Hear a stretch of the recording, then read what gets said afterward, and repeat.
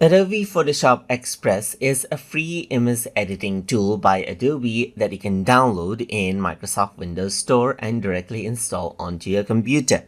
So once you have installed Adobe Photoshop Express on your computer, then this is what you get right here. So you can see that as I open up, you get a pretty simple user interface right here, and you can choose either pixel library or camera right here.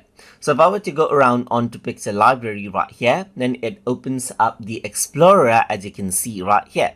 And then you can go around onto, let's say for example, your drive right here, and onto the folder where you have your images. And then you can simply go around, choose an image that you want, and then press OK right here.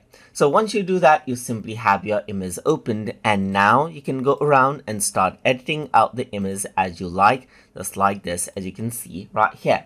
And that is how you can go around and open up images using photo library inside of Adobe Photoshop Express.